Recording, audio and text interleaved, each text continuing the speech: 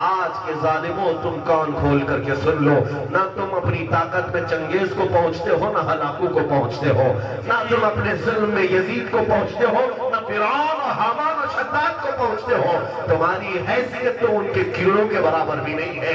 ان ظالم اور جابروں کے زمانے میں اسلام اگر پھل پھول رہا تھا تو میں یقین کے ساتھ کہتا ہوں، لاؤ تمہاری ساری طاقتیں، پھر بھی یقین یہ کہتا ہے کہ سارے اندھیروں کے اندر بھی اگر کوئی روشنی ہوگی تو میرے دین اسلام کی ہوگی، قرآن کی ہوگی، میرے مصطفیٰ کے نام کی ہوگی۔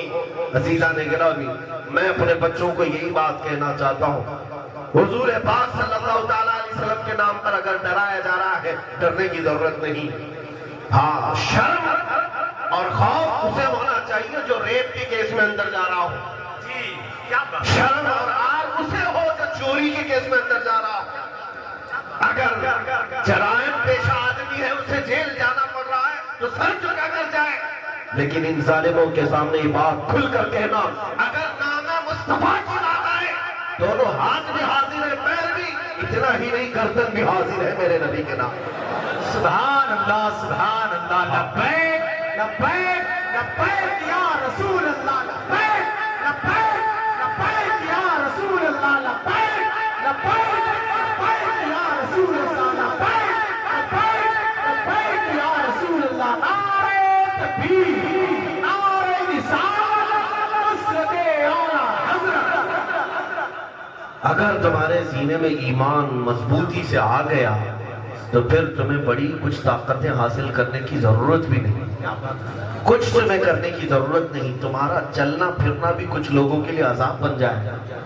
ہاں، تم خالی حضور کی سنتوں پر آ کر کے دیکھ لو، ایک بار یہ مجمع طے کر لے کہ جتنے ہیں اب سب داڑھی رکھ کر کے نکلیں گے، جتنے ہیں سب میرے مصطفیٰ کی داڑھی سجا کر کے جائیں گے۔ پھر سنو، میں ہاتھ اٹھانے والا آدمی نہیں ہوں، وہ نعت خان لوگوں سے آپ اٹھوائی، اپنے دل سے اگر تم اٹھ گئے تو بس کافی ہے۔ آج اگر یہ عہد کر لیا کہ میں نبی پاک کی سنت پر عمل پیرا ہو جاتا ہوں، میدان میں اترتا ہوں، پھر تم دیکھ لینا، چلو گے پھرو گے، نہ تمہارے ہاتھ میں کسی ہتھیار کی ضرورت ہے، نہ کسی سامان کی ضرورت ہے۔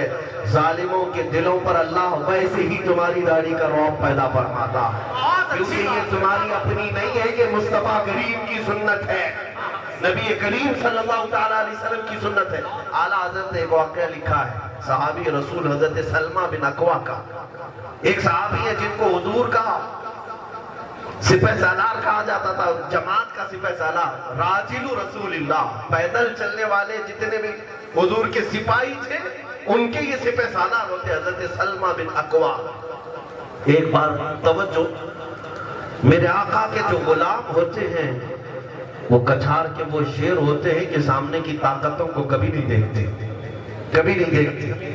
مدینہ طیبہ میں ایک شخص آیا جس کا نام تھا عبد الرحمن قارنی، قارہ کا رہنے والا، 400 لوگوں کو لے کر رات کے وقت آیا اور ایک باغیچے میں حملہ کیا، آگ لگا دیا، درخت جلنے لگ گئے اور بہت سارا وہاں پر جو مال تھا، کھجوریں، سامان، سب لوٹ کر کے بھاگنے لگا۔ رات کے وقت سب سوئے ہوئے تھے اور راستے میں کوئی نہیں تھا، صرف حضرت سلمہ بن اکوع، یہ ایک ہی صحابی تھے۔ یہ زندگی پر گھوڑے پر سفر نہیں کی، جہاں جاتے تھے پیدل جاتے تھے، پیدل ہی۔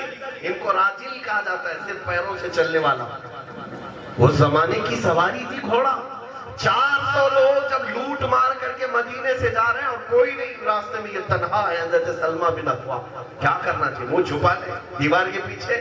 اللہ اکبر، جب میں وہ واقعہ پڑھ رہا تھا میرے رونگٹے کھڑے ہو گئے۔ سلمہ بن اکوع اپنے ہاں جہاں کھڑے تھے وہیں سے اٹھ گئے اور کہا، ان دشمنوں کا پیچھا کروں گا، ایک بھی کھجور اگر ان کے جیب میں باقی نہیں مدینے کی، اس وقت تک لڑتا رہوں گا، چھوڑوں گا نہیں۔ نکل پڑے، ارے 400 لوگوں کا پیچھا کرتے ہوئے اکیلے جا رہے ہیں۔ اور حیرت کی بات یہ روایات میں وہ 400 ڈر کے بھاگ بھی رہے۔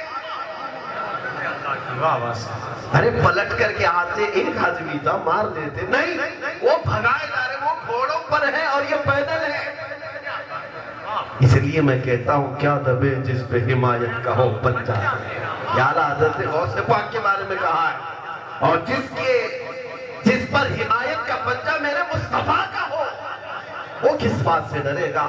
سلمہ بن اکوع دوڑانے لگ گئے. اعلیٰ حضرت نے پورا واقعہ لکھا ہے یہ حدیث. کہا کہ اتنا دوڑاتے تھے کہ وہ گھوڑوں کو لے کر دوڑتے رہے، اور سلمہ بن اکوع کی چال اتنی تیز تھی کہ گھوڑے سے زیادہ تیز دوڑتے تھے. اور دوڑ کر جب کبھی کوئی ہاتھ میں آ جاتا گھوڑے پر بیٹھا ہوا اس کی ٹانگ کھینچتے، نیچے گرتا تو اس کی گردن پر پیر رکھ کر آگے بھاگتے، وہ وہیں پر تڑپتا رہتا. کتنوں کو اس قافلے سے ٹانگ کھینچ کر کے گرایا اور مارتے چلے گئے. وہ 400 لوگ گھبرائے ہوئے ہیں ایک سلمہ بن اکوع، ایک نبی پاک کے غلام سے. میرے عزیزوں میں یہ بات کیوں عرض کر رہا ہوں؟ توجہ.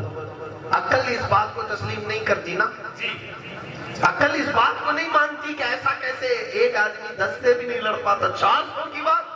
ہاں اگر اللہ چاہے، اگر مولا چاہے تو ایک کا رعب 1000 پر بھی ڈال سکتا ہے، 1000 پر بھی ڈال سکتا ہے.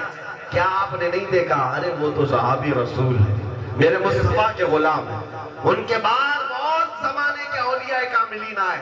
ارے میں